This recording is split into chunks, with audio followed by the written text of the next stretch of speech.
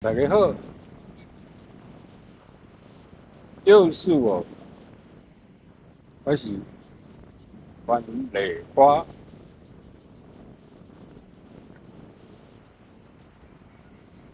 新的这一集呢，我本来是想要在室内拍的，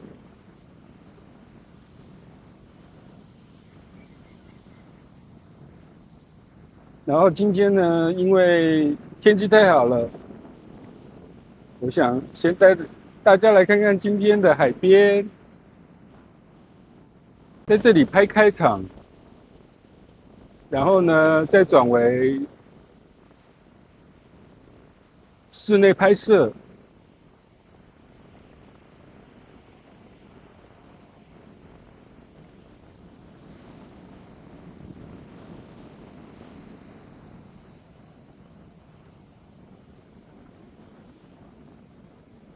那天看了 Andy 介绍他的拍摄方法，还有剪辑，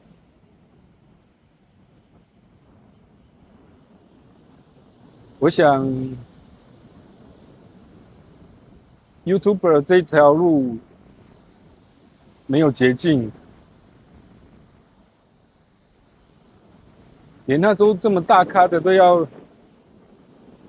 自己来，然后亲力亲为，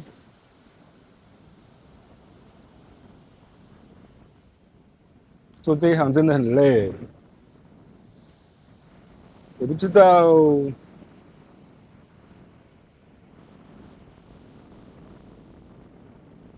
我还要做这一行吗？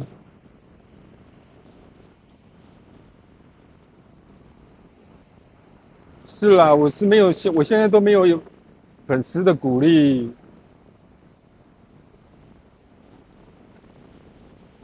然后烧自己的钱，烧自己的。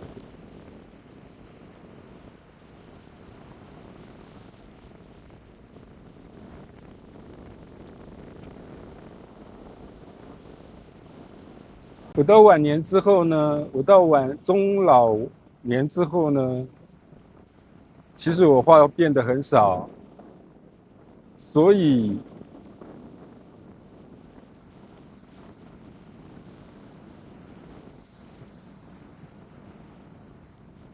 我也不适合拍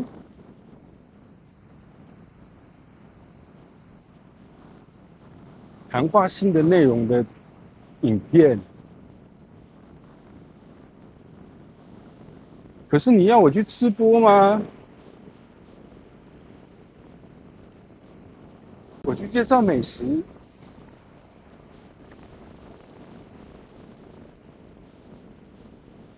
我也是意兴阑珊。其实之前呢，我在拍短影音的时候，我就有发现，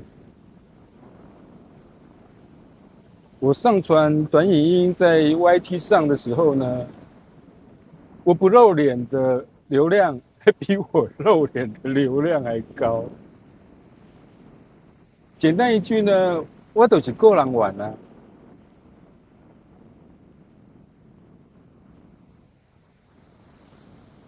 所以喽，我是打算放弃了啦。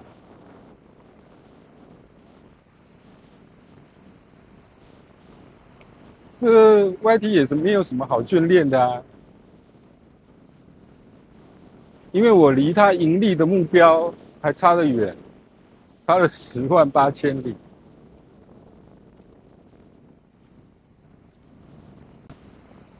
有没有人跟我一样心烦的时候呢，想来海边找答案？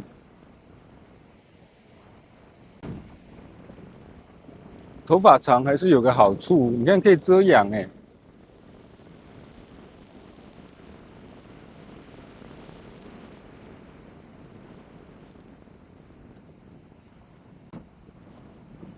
从现在开始呢，我要用配音的方式，因为这样我讲话会比较顺。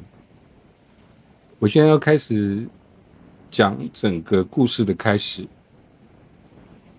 2025年的7月底的一个星期五，一早凌晨6点，我早早起床，因为我跟我表妹有约，她要来我家中帮我说服我母亲去医院门诊。这事前的前一天，我已帮我母亲在神经内科已成功预约挂号，约早上的看诊。但是一切都没有照着计划去走，最后演变成我拨打电话到119，我母亲被强制送医，搭着救护车，将她送进了精神科精神病房，被院方严格管制。简单说，就是被关了起来。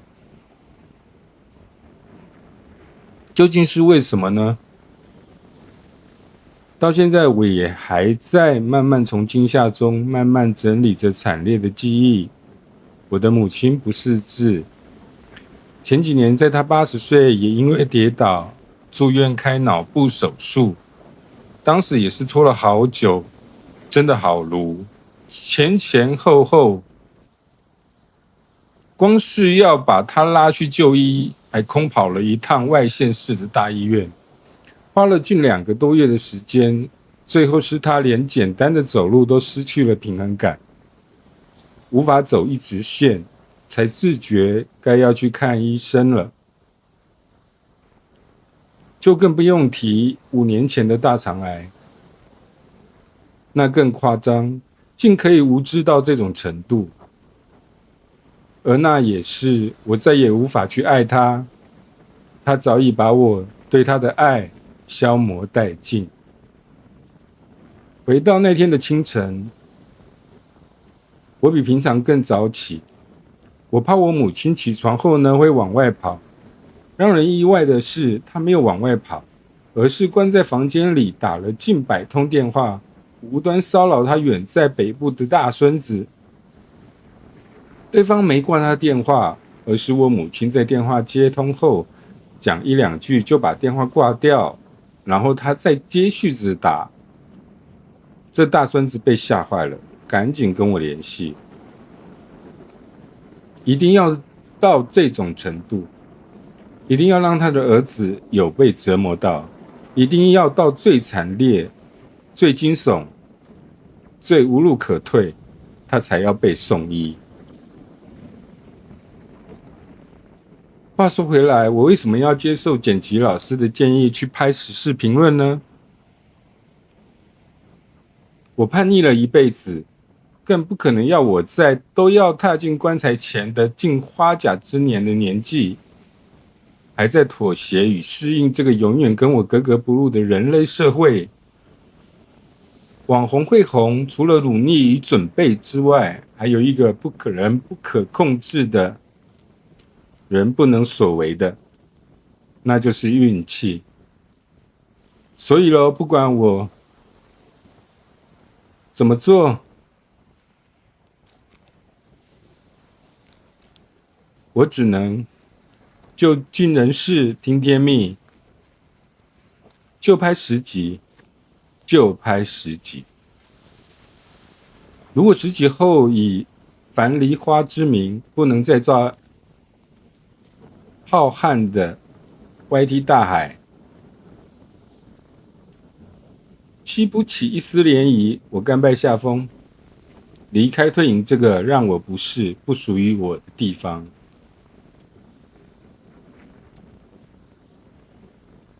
再到那一天救护车来的那个清晨，我先尝试让当地的警方能帮我强制送医我的母亲，显然的不太行。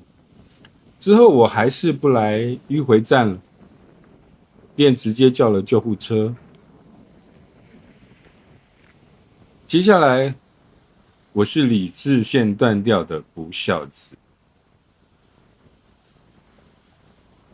我的母亲在救护人员到她的房间后不到2分钟，便终于崩溃至最高点，声嘶力竭的哭喊，她又不想中医。在一连串的强制就医动作前的认证，包含用手机连线医院里的心理行为治疗师。治疗师要我母亲执行他的指令去动作，我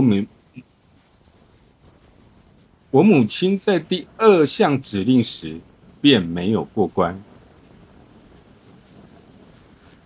电话院方那头就传来了一句送。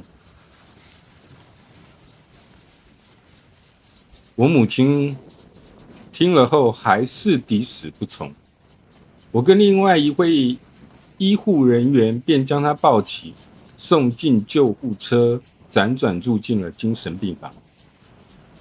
最后有这样的母亲，我必要有强大又大颗的心脏。